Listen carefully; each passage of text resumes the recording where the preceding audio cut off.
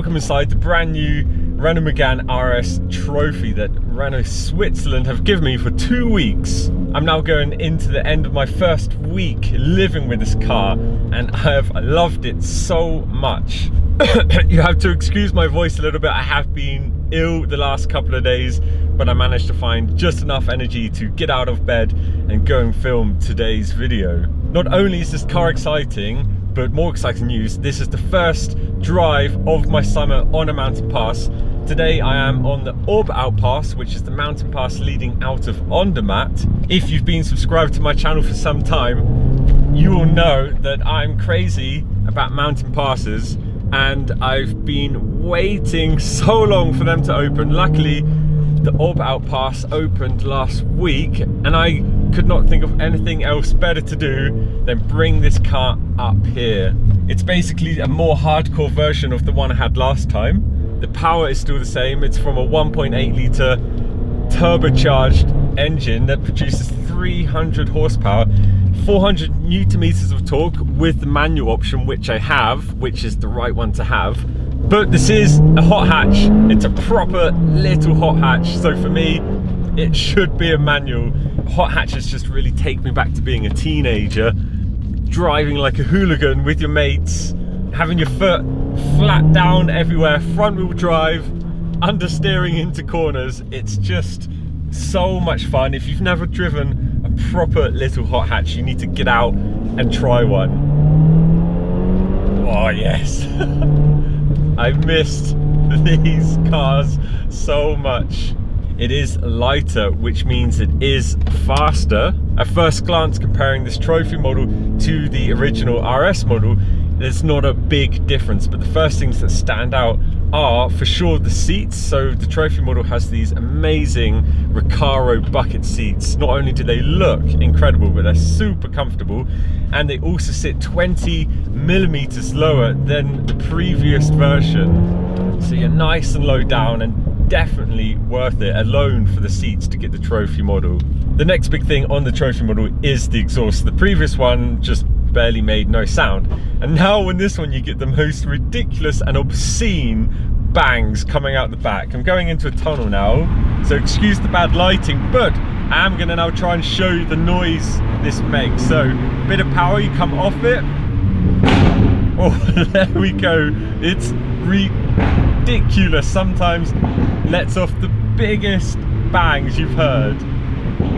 So the actual sound of the car, it's a 1.8 litre turbocharged engine. You can't really expect much from it, but these pops and bangs are super cool. I love them, and they are louder than the ones on the Ford Focus RS.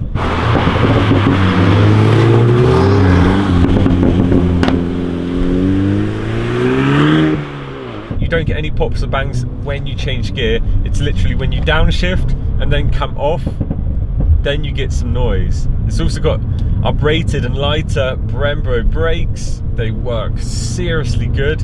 So with those few things added all together, it does make for a serious little car. So of course you have some different driving modes. You've got comfort, neutral, sports, race, and perso, which I guess stands for personal. But now if I put it into race mode, that also changes the display, putting the rev limiter in the center so you can concentrate on when to get those perfect gear changes.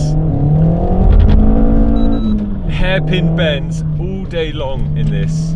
Throw it in, no hesitation. Barely any understeer as well, which I'm super impressed with. So let's test out this little beast by doing a 0 to 100 from a standstill. And let's go, flat down. Oh, wheels just spinning, too much power. Going through the front wheels, 80, 100. Really not too bad, and as you can hear, you get the beeping sound in sport or race mode to let you know when you should change gear, so you don't have to look down at the rev limiter. There we go. Listen to that. That's ridiculous. What a cool little car. I loved it the first time I drove it, and now the trophy model being that bit more hardcore version, and definitely with the exhaust sound, that's what it massively missed on the previous model. It just did nothing, and it was a Megane RS, so you do expect something.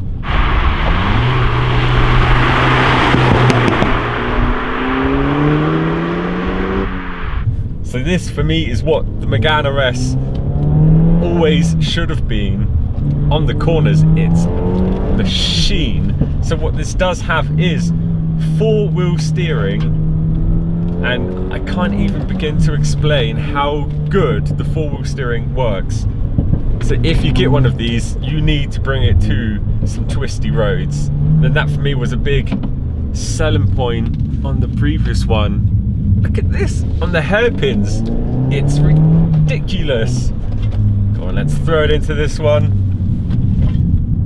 Not even any tire squeal. Bam, around the corner.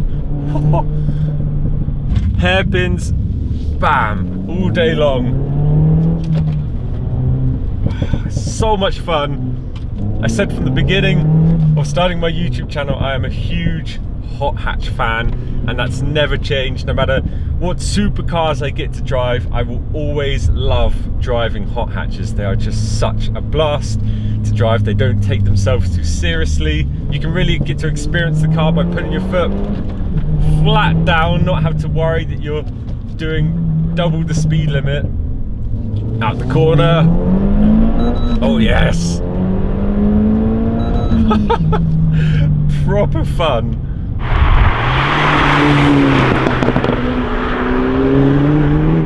I'm gonna show you how great I am.